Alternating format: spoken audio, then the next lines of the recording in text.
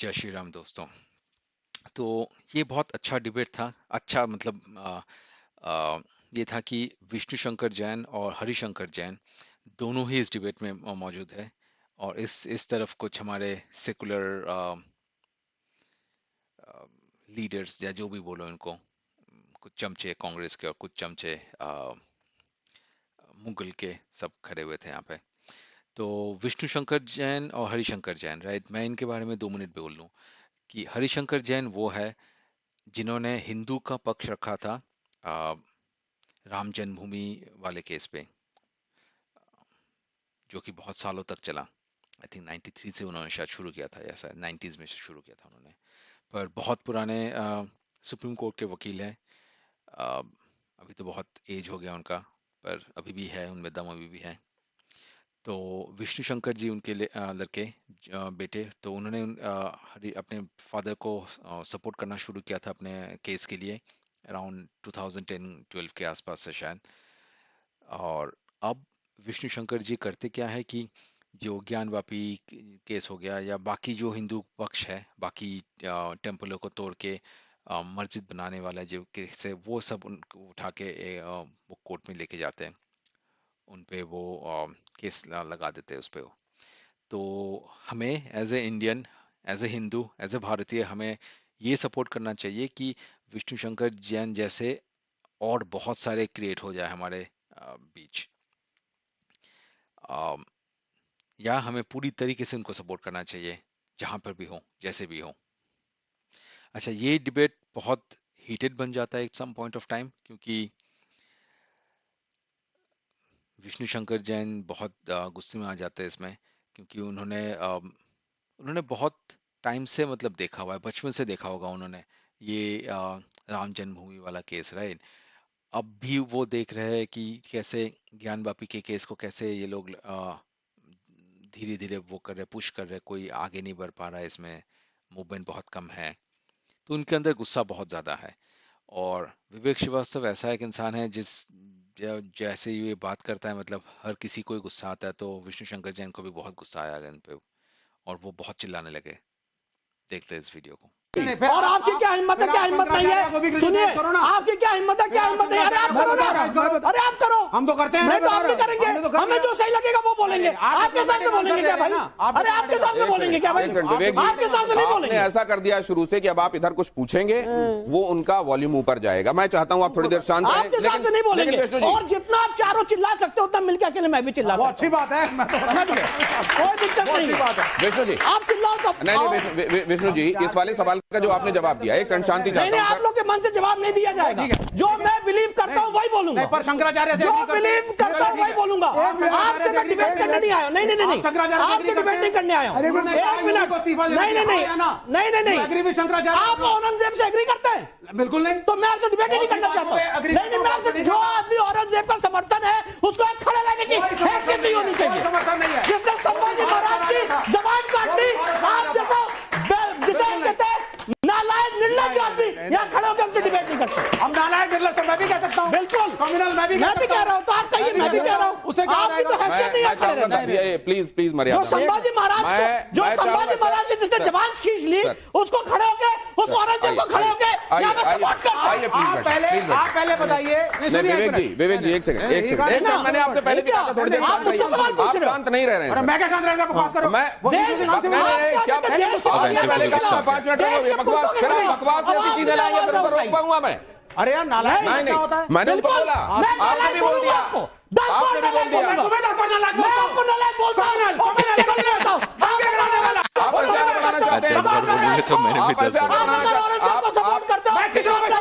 Please किसी को महाराज की जबान की अगले सर प्लीज तुम थोड़ा डिसाइड करो कौन क्या बोलेगा। आपने जिसने सपोर्ट किया, फ्री कंट्री,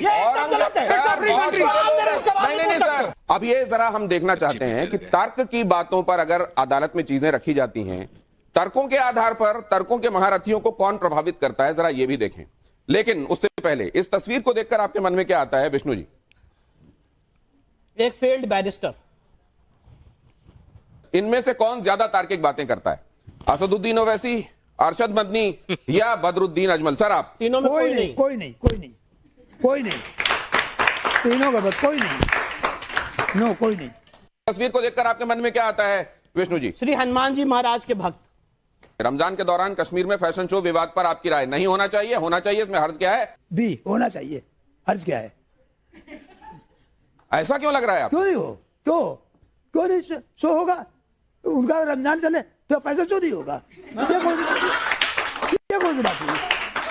ये कौन सी बात हुई? तो आप ये कह रहे हैं कि अगर नहीं होना तो कभी ना हो, लेकिन अगर होना है तो उसमें किसी महीने का जिक्र करके क्यों रोका जा रहा है? आप ये कह रहे हैं? यस, आप रमजान मतलब थोड़ी किसका? तो फिर योगी को सुन लीजिए, योगी क्या कह रहे हैं जरा सुन लीजिए, जरा योगी प्ले कीजिए। वीडियो कॉन्फ्रेंसिंग होने लग गई। मैंने पूछा भी क्या तैयारी है? कहा साहब हम लोग प्रयास करेंगे कि 11 बजे तक होली संपन्न कर दी जाए। हमने कहा साल में एक बार होली पड़ेगी और 11 बजे संपन्न हो जाएगी। साल में 52 बार जुमा पड़ता है तो 2 घंटे का कार्यकाल उसी का आगे बढ़ जाएगा। तो धार्मिक भावनाओं का ख्याल रखने वाली बात है, वो रमजान वाली बात हो रही थी, यहां पर भी एक बात हो रही है। अब आप कैसे देखते हैं? रमजान का ये मतलब नहीं होता कि पूरे पब्लिक को उसमें लाद दिया जाए।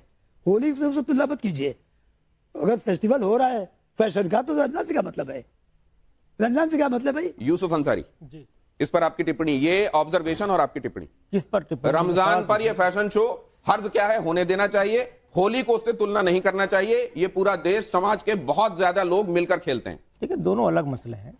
रमजान मुसलमानों के लिए एक महीने का त्यौहार है, उसमें संयम बरतने, जो रमजान का जो हुक्म कुरान में है वो है कि भाई रोजे तुम पे फर्ज किए गए। जैसे तुमसे पहले कोई नया काम मुसलमान नहीं कर रहे, मुसलमानों से पहले भी रोजे रखे थे। उनका अरबी में सियोम उसका आया है, कुतिबा अलैकुम अस्सियाम, कि तुम पे फर्ज किया। उसे मिलिट्री ट्रेनिंग कहते हैं, मतलब संयम रखने की बात कही गई है। और ये है कि भाई आप संयम रखें। इस्लाम इंसानों पर कोई ऐसी नाजायज चीज नहीं थोपता है कि साहब किसी एक मजहब की वजह से बाकी चीजें ना होनी चाहिए, ऐसा बिल्कुल नहीं। चलिए, इसमें कम से कम एक जगह आप लोग ये लगा कि एक साथ हैं। हाँ, बहुत जल्दी से दिनेश, विवेक जी आपसे सवाल है, आप संविधान की बात करते हैं तो जितने भी मस्जिदों पर जांच हो रही है सब संविधान के हिसाब से हो रही है, कोर्ट की निगरानी में हो रही है, या तो आप हिंदुओं के विरोध में हमेशा बोलते दिखते हैं हमें, इसका क्या कारण है? इसलिए क्योंकि मैं इस देश में दंगे नहीं चाहता। मैं चाहता हूँ भारत सुपर मतलब इस देश में अगर हिंदू ये कहेगा ये मंदिर था तो दंगों की गुंजाइश बन जाएगी ना। The focus of the nation should be on your placement, not on the structures. Ram मंदिर का फैसला दंगे कराने के लिए आया था? नहीं, राम मंदिर का फैसला विशेषाधिकार के तहत है और प्लेसेस ऑफ वर्शिप एक्ट कहता है राम मंदिर के अलावा कोई डिस्प्यूट नहीं एड्रेस होगा। मेरा सवाल विवेक जी से कि सर आप ये बताइए, अगर आप जैसे कि अभी औरंगजेब का समर्थन करते दिखे, तो अगर वो जो अबू आजमी जी ने जो दिया था बयान, अगर वो इतने ही सही थे तो अपनी बात पे अडिग क्यों नहीं रहे? उन्होंने अपना बयान वापस क्यों लिया? जी, औरंगजेब सही भी था, गलत भी था, वो राजा था, वो डेमोक्रेटिक राजा नहीं था, लेकिन वो इस देश का इतिहास है। जो राज धर्म का पालन करे वो राजा होता है। सर, किसी डिक्टेटर को आप राजा कह देंगे? जब भारत हिंदू राष्ट्र बन जाएगा तो 2 मिनट के लिए राजा नहीं था वो, क्योंकि राजा एक संस्कृत वर्ड है।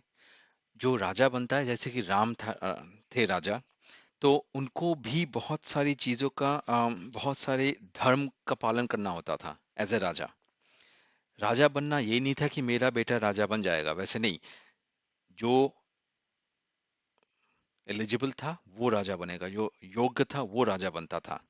और राजा बनते ही बहुत सारे नियम उसके ऊपर भी लागू होते थे। हम अगर राजा जो हम लोग मूवीज में देखते हैं वो अलग है, जो मुस्लिम को देखा है हमने वो अलग है, और जो राजा हम लोगों के शास्त्रों में लिखा हुआ है कि जैसे राजा होना चाहिए वो एकदम ही अलग है। उसको हम लोग इमेजिन भी नहीं कर सकते। मैं एक छोटा सा एग्जांपल देता हूँ इस पे। इंडिया में मंदिर बहुत है, राइट? बहुत बड़े बड़े मंदिर है। मीनाक्षी मदुराई टेम्पल हो गया, ये बहुत काशी कैलाश टेम्पल हो गया। नॉर्थ इंडिया में बहुत कुछ टेम्पल्स बचे हुए हैं अभी भी। ईस्ट में भी कुछ टेम्पल्स है अभी भी बड़े बड़े। पर पैलेसेस कितने हैं? पैलेसेस उसको बोलते हैं हम लोग जो कि जहाँ पे राजा रहता था, राजा और उसका परिवार रहता है, राइट? उसको पैलेस बोलता था। दुर्ग नहीं, दुर्ग इज डिफरेंट, वो फोर्ट हो गया। वो दुर्ग मतलब जहाँ पे वो आर्मी का गैरिसन होता है वो उसको दुर्ग बोलते हैं। जहाँ पे वो वॉर के लिए यूज होता है वो अलग, वहाँ पे राजा रहने के लिए नहीं रहते थे वो। पैलेस का मतलब वो था जहाँ पे राजा रहते थे, उसको बोलते थे राजप्रसाद, राइट? तो पैलेसेस कितने हैं? नहीं मिलेंगे हमें पैलेसेस। हमें कुछ पैलेसेस दिखते हैं अभी, वो राजस्थान साइड में दिखते हैं अभी भी, ठीक। अगर हम लोग ऐसे ढूंढने जाएंगे तो राजस्थान साइड में हमें बहुत सारे पैलेसेस दिखते हैं, पर वो पैलेसेस बहुत रीसेंट है। वो इस्लामिक इन्वेजन और इस्लामिक माइंडसेट आने के बाद वो पैलेसेस बने। मतलब बोलना ये कंसेप्ट, बोलने का तात्पर्य ये है कि वो पैलेसेस नए बने इस्लाम आने के बाद। जो हिंदू के जो पैलेसेस थे वो कहाँ गए? हिंदू में तो चोलास थे बड़े, ईस्ट में वो बहुत सारे बहुत अहोम थे वहाँ पे,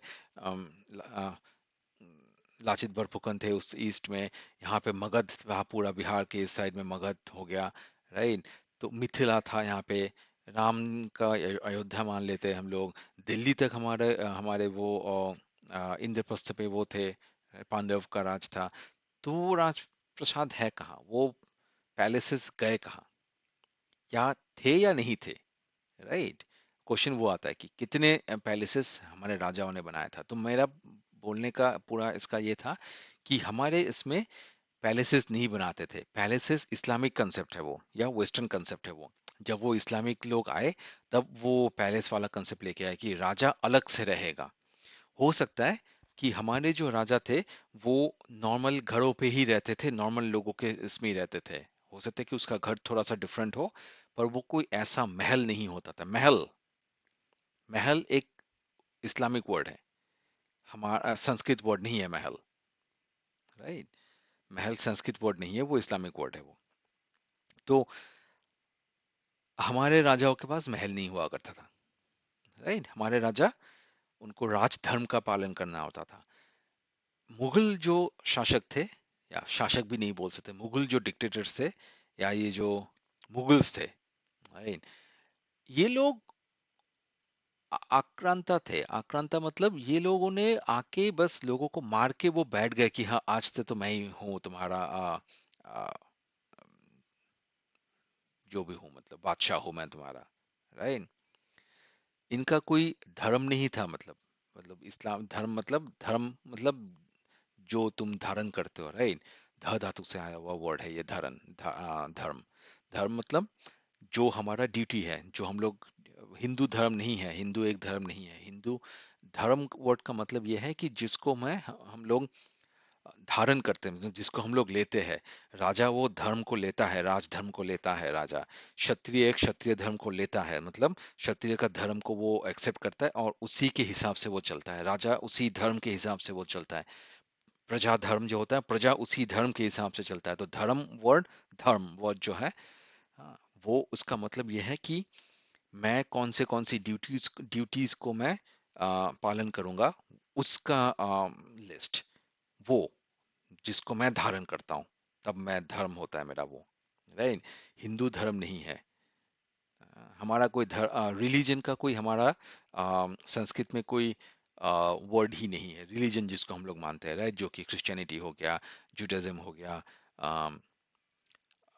इस्लाम हो गया, बुद्ध भी हो गया, बुद्ध धर्म भी हो गया। अच्छा, बुद्ध धर्म अलग रिलीजन नहीं है, ये हिंदू का ही एक पार्ट है। अगर जैसे कि सदगुरु अगर बहुत फेमस बन गए और आज से अगर 3000 साल के बाद कोई बोलने लगी कि सदगुरु का अपना रिलीजन था, वैसा नहीं है। सदगुरु हिंदू ही है, बुद्धा भी हिंदू ही था, बुद्धा का कोई अलग धर्म नहीं था। वो तो उनके बाद के लोगों ने उनको अलग से वो किया कि हाँ ये धर्म है। क्योंकि हमारे बहुत स्क्रिप्चर्स में ये भी आता है कि बुद्धा विष्णु के 9th अवतार थे, 9 नंबर अवतार थे बुद्धा, राइट। हमारे घरों पे बुद्धा का बहुत फोटो वगैरह मिल ही जाता है। एनीवेज, मैं साइड ट्रैक हो रहा हूँ इस पे टॉपिक से। तो मुगल्स राजा नहीं थे, वो बादशाह थे या कुछ भी थे, वो राजा तो नहीं थे। वो सेकुलर स्टेटस का क्या रहेगा या फिर नहीं रहेगा? सेकुलर स्टेटस सबसे पहले खत्म होगा। सबसे पहला काम होगा, secularism is the bogus principle. सबसे अगर कोई फर्जी प्रिंसिपल इस देश में लाया गया है तो वो सेकुलरिज्म का है, जिसको आज तक कभी डिफाइन नहीं किया गया। तो संविधान की प्रस्तावना में जो जोड़ा गया, गलत जोड़ा गया है गौतम जी। 1976 में बिना कोई डिस्कशन के, बिना कोई डिबेट के, गलत ढंग से जब देश इमरजेंसी में था, तब 42nd अमेंडमेंट लाके सेकुलर और सोशलिस्ट वर्ड जोड़ दिए गए। 1970 के दशक में कांग्रेस के ऊपर प्रेशर डाल के 2 शब्द प्रियम्बल में डलवाए, सेकुलर और सोशलिस्ट। किसने प्रेशर डाला था? कांग्रेस तो था सत्ता पे उस टाइम में। मैं यहाँ कुछ रखना चाहता हूँ आपके सामने। प्रिंसिपल को बदलेंगे। अभी विष्णु जी ने कहा था सुप्रीम कोर्ट सर्वोपरि है। सुप्रीम कोर्ट कह रहा है कि secularism is the basic structure of the constitution, इसको चेंज नहीं किया जा सकता। इस कॉन्स्टिट्यूशन का सेकुलरिज्म को इस कॉन्स्टिट्यूशन का एक मिनट, इस ये विरोधाभास के साथ चल रहे हैं आप लोग। इसको तालिबान जाएगी शर्म आनी चाहिए। एक मिनट, शर्म आपको आनी चाहिए, शर्म आपको आनी चाहिए जिसको कुछ पता नहीं है। शर्म तो जो लोग देखिए अब इसीलिए जब मैं बोलूंगा ना तो फिर दिक्कत हो जाएगी। आप फिर आप उधर जा रहे हैं। शर्म आनी चाहिए। ये शर्म नहीं, अगर एक वर्ड को किसी टाइम पे जोड़ा गया, जैसे सेकुलर जो हम लोग नहीं थे सेकुलर, राइट? 76 तक, जैसे कि ये बोल रहे हैं अभी, 76 या 72 तक हम लोग सेकुलर नहीं थे। बाद में इस वर्ड को जोड़ा गया है, तो हम लोग उसको तोड़ा भी जा सकता है। अगर जोड़ा जा सकता है तो तोड़ा भी जा सकता है। ऐसा तो नहीं है कि जोड़ने के बाद वो पत्थर का लकीर बन गया, वो कभी तोड़ ही नहीं जाएगा, तोड़ ही नहीं पाएंगे उसको, ऐसा तो नहीं है। उस टाइम में जो गवर्नमेंट के पावर में था उसने वो किया, तो अभी जिस गवर्नमेंट के पावर में जो होगा वो करेगा वो अभी। आप फिर इस तरह की शब्दावली में फिर वो 2 कदम आगे, फिर आप 4 कदम आगे। कहा कि सेकुलरिज्म एक बोगस सिद्धांत है, आप मानते हैं? मैं कह रहा हूँ सेकुलरिज्म आप जाओ ना, या नहीं है या विरोधाभास आपको है? बहुत कानून पता है, तो आप जाके एफआईआर कर दो। आगे चलिए। आप जरा मैं यहाँ पर आप सर आ जाइए। आपको एक बार मैं तकलीफ दूंगा, आप जरा आ जाइए। आप जाके आप यहाँ एफआईआर पर कर खड़े दो। हो जाइए। आपको बहुत मैं आपके सामने कुछ प्ले करने वाला मैं ये हूँ। बोल रहा हूँ इसको देखिए। बोगस प्रिंसिपल है, आप एफआईआर कर दो मेरे पे। विष्णु जी, विष्णु जी, एक सेकंड आप भी आइए। नहीं बजा तो मैं क्या करूं? विष्णु जी, विष्णु जी, विष्णु जी, विष्णु जी मुझसे बात कीजिए। विष्णु जी, जब आप देश की आत्मा के खिलाफ बात कर रहे हो तो लोगों की तारीफ नहीं बच रही है। शर्म आपको आनी चाहिए, जो यहाँ पे देश की मर्यादा के खिलाफ, आत्मा के खिलाफ बात कर रहे हो। शर्म आपको आनी चाहिए, शर्म आपको आनी चाहिए। ये जब आप जैसे लोगों को खड़े नहीं रहना चाहिए। विष्णु जी, ये जब आप जैसे लोगों को खड़े नहीं रहना विष्णु चाहिए। जी, जब आप ये देखते आप जैसे लोगों को खड़े नहीं रहना चाहिए। शर्म आपको आ रही है, शर्म आपको आनी चाहिए। आपने देश की आत्मा के खिलाफ बात करते हैं, मुझे शर्म आती है, मुझे शर्म आती है। मुझे भी शर्म आती है इनको हमारे देश में देखते विष्णु जी, ओके, इधर देखिए सर, ये जब आप देखते हैं सर, वहां जब आप सर्वे के लिए गए थे, वहां पत्थर चले, गोलियां चली, निशाना आप सब थे, आपको गोली लग सकती थी, कुछ चेहरे में आपके सामने रखा मैं चेहरा यहाँ पे देख के बोल रहा हूँ, हजारों शारीरिक साटा आ जाए, मैं अपने धर्म के लिए, अपने देश के लिए लड़ाई लड़ता रहूंगा। हजारों ऐसे आ जाए, इनसे मैं नहीं डरता। ऐसे कितने आए और कितने गए। पूरी दुनिया ने देखा है कि क्या हुआ था 19 तारीख को, फिर 24 तारीख को क्या हुआ था, नवंबर की बात मैं कर रहा हूं। उस दौरान जब आप वहां पर थे, आपका काम है अदालत के भीतर, आपका काम है तमाम तथ्यों दस्तावेजों को जुटाना, अदालत के भीतर कहना।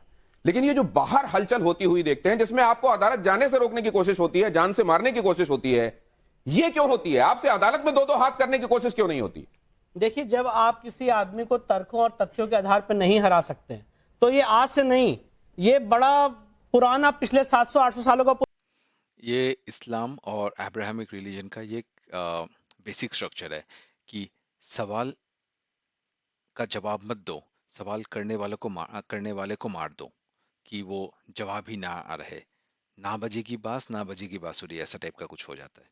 कि अगर बाइबल के अगेंस्ट में या कुरान के अगेंस्ट में कुछ पूछ लिया, अगेंस्ट में नहीं, कुछ क्लैरिफिकेशन मान लिया कि जो मौलवी ने बताया उसके ऊपर किसी ने कुछ क्लैरिफिकेशन मान लिया उसके ऊपर कि अच्छा ये हमें क्लैरिफाई कर दो, मुझे इतनी ही ऐसा लगता, तो वो तब उस बंदे को गायब कर दो, तो होगा क्या कि अगर बंदा ही नहीं रहेगा तो सवाल भी नहीं रहेगा। Very simple. और ये है, इसका और एक भी फायदा है, बहुत फायदा है इसके एक्चुअली, पता नहीं हम ही फॉलो नहीं करते ये। बंदा नहीं रहेगा तो सवाल भी नहीं रहेगा, ठीक। और जो दूसरे बंदे हैं जिनके मन में ये सवाल आया था, जिन्होंने अभी तक पूछा नहीं है, वो नेक्स्ट पे नहीं पूछेंगे। क्यों? क्योंकि उनको भी पता है कि मैं भी पूछूंगा तो मैं भी गायब हो जाऊंगा कभी। पर हमारा जो कल्चर था उसमें ये था कि हमारे जो सारे बुक्स है, गीता ले लो, कोई भी कितने सारे शास्त्र है वो भी उठा लो, सारे सवाल जवाब पे ही है कि सवाल पूछो। अर्जुन ने ये नहीं बोला था कि पहले ही मैं मान गया, हाँ मैं मान गया। उसने सवाल पूछे कि मुझे नहीं करना है, मुझे नहीं करना, मारना है मेरे रिलेटिव्स को और फ्रेंड्स को, मैं एग्री नहीं करता तुम्हारे वाले इस पॉइंट से, अब आओ मुझे समझाओ। वो हमारा बेसिस है, उनका बेसिस भी एक है, वो भी बहुत इफेक्टिव था। पर उससे होता है क्या है कि इंटरेस्टिंग है। मैं थोड़ा सा फिर से साइड ट्रैक हो रहा हूँ इस पे शायद। अगर तुम सवाल उठाने वाले को मार दोगे, ये इजी सोल्यूशन है, राइट? जैसे कि बच्चे ने कुछ गलती किया और बच्चे को हमने मार के समझा दिया, राइट? मार दिया हमने बच्चों को, पीट दिया थोड़ा सा, बच्चा चुप हो गया उसमें, राइट? पर बच्चे के दिमाग में वो सवाल तो रह गया ना, वो उस सवाल को कौन हटाएगा? अगर वही होता है यहाँ पे कि अगर किसी रिलीजन के ऊपर किसी ने कोई सवाल पूछ लिया और रिलीजन इतना रिजिड है जैसे कि इस्लाम और ये है क्रिश्चियनिटी जैसा है, राइट? तो उस बंदे को ही अगर तुम मार देते हो तो दूसरे बंदों के दिमाग में वो आएगा, वो सवाल फिर से, वो पूछे ना पूछे वो दिमाग में जरूर रहेगा। वो किसी किसी के दिमाग से वो हट जाएगा कि अच्छा चलो नहीं पूछते, नहीं उठाते इस सवाल को क्योंकि ये रिस्की है, पर किसी किसी के दिमाग में वो रह जाएगा वो सवाल। इसीलिए आप देखोगे बहुत सारे कंट्रीज में से एक्स मुस्लिम का एक बड़ा नया शुरू हुआ है, एक्स मुस्लिम, कि अब मैं मुस्लिम नहीं रहा किसी रीजन के लिए, मतलब ठीक है। हिंदू एक्स होता ही नहीं है कभी, क्योंकि हिंदू कभी वाई होता ही नहीं था कभी। हिंदू प्रेजेंट में भी नहीं है, वो पास्ट में भी नहीं था, वो इसलिए फ्यूचर में भी होना ना होना नहीं होता उसमें।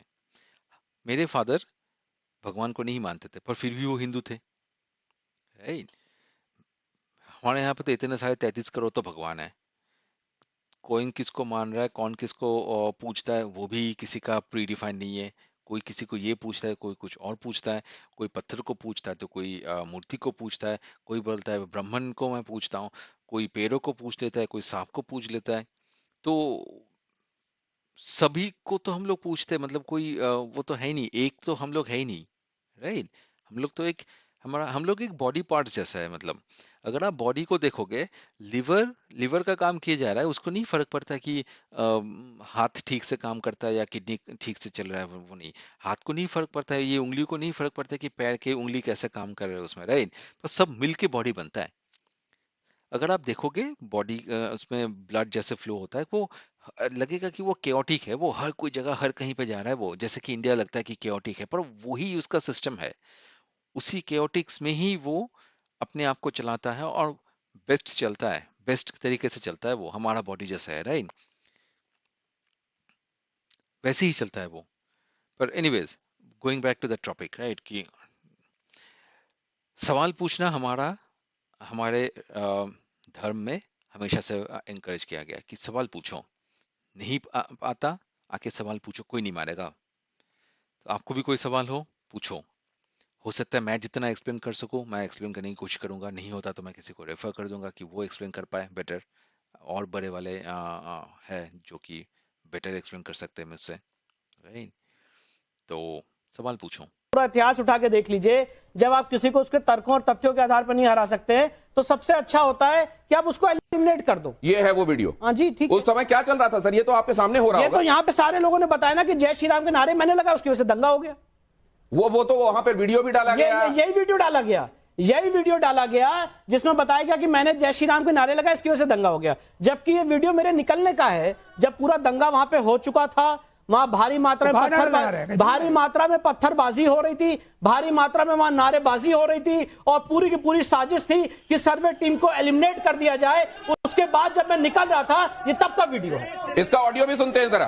उस समय ये तस्वीरें थी सामने और ये आवाजें आ रही थी कानों में, जरा महसूस कीजिए वहां क्या चल रहा था।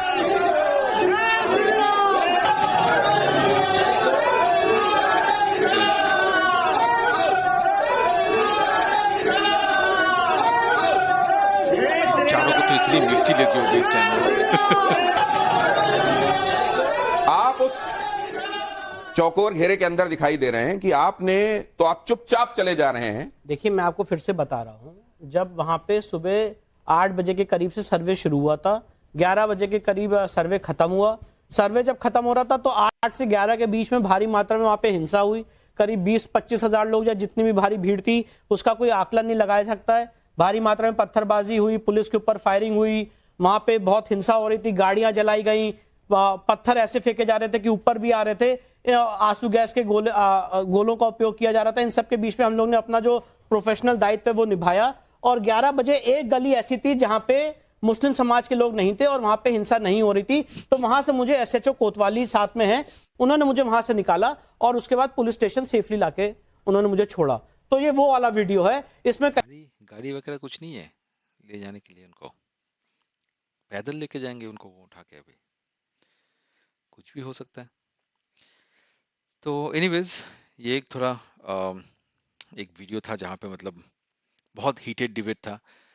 हीटेड होना भी चाहिए क्योंकि ये गुस्सा, अब मुझे ये लगता है कि ये गुस्सा हम में है नहीं, क्यों क्यों गायब कैसे हो गया। मतलब अब हमें पता है इसका रीज़न, हमें इतने सालों से मतलब एजुकेशन के तरह जरिए हमें मतलब इतना टेम किया गया है, मतलब हमें इतना सॉफ्ट बनाया गया है, मतलब राइट। एक मैं वीडियो बनाऊंगा किसी एक टॉपिक पे, वायलेंस नॉन वायलेंस, राइट। हम लोग बोलते रहते हैं ना कि हिंदू बहुत नॉन वायलेंस को फॉलो करते हैं हम लोग, ये वो मतलब ये गांधी जी से हमने शुरू किया था ये नॉन वायलेंस का। तो मुझे मन है इस पे एक वीडियो बनाने का। मैं थोड़ा सा कुछ पॉइंट्स अपने लिख लूंगा इस पे और एक वीडियो बनाएंगे इस पे। तो विष्णु शंकर जी जैसे हमें और चाहिए, कम से कम 1000-2000 तो ऐसे चाहिए और जो फाइट कर पाए, और हमारी तरह से मतलब हमारी साइड से उनको जितना हेल्प हो सके फॉर एनी मीन्स हमें करना चाहिए उनको हेल्प। Thank you.